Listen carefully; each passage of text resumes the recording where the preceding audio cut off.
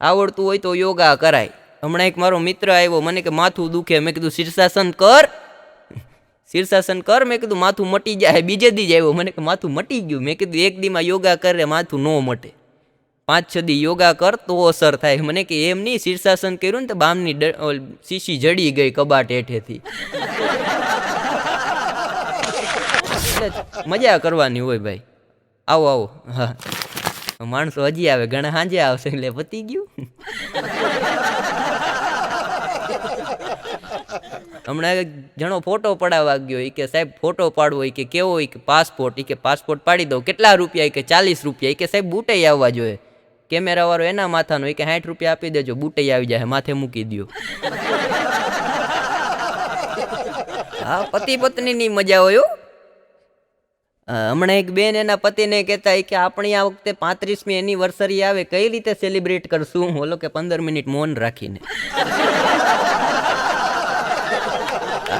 એક બેન એટલા જાડા સેટી ઉપર હુતા હતા, એમાં ભૂકંપ આવ્યો. તેનો ઘરવાળો કે તું હુતી એમાં ભૂકંપ આવ્યો કે તું પૈડી એમાં ભૂકંપ આવ્યો?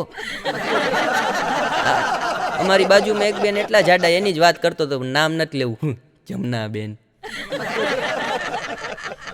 એટલા જાડા. હમણાં શેરીમાં હાલીને જતા હતા, 5-6 છોકરા પાછળ જતા. છોકરાઓને ખીજાણા કે તમે મારી છેડતી કરો છો. છોકરાઓ કે ના ના બેન, અમે તો તમારા છાયા હાલીએ છીએ.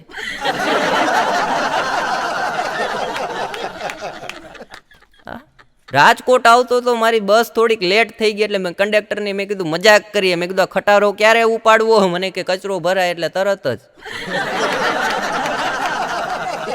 બસમાં બેઠો પછી કાંઈ બોલ્યો નહીં, પણ રેવાણું નહીં. મારી બાજુમાં 2 બેનું બેઠા હતા, એ વાતું કરતા. કે સવિતા તારે કેટલા છોકરા? એ કે મારે 35. કવિતા તારે? એ કે મારે 42. કંડક્ટરને કહું જો હજી 30 ને 32 વર્ષની ઉંમર ને 35 ને 42 છોકરા છે. મને લાપટ મારીને કેમ ઊંઘો મર, માસ્તરાણી છે. માસ્તરાણીની મજા હોય. અમારા ગામમાં એક બેન નવા ટીચર બનેલા, તાજા બુકાની બાંધીને, અને લીવર એક્ટિવા લઈને જતા હતા, ને એમાં એક ભાભા બેઠા ને ભડાંગ કરતી ગાડી ભટકાડ્યો. ભાભાને કે ભાભા સોરી. ભાભા કે સોરી છે એટલે જવા દઉં, બાકી હોય ઝાટકીને દેત.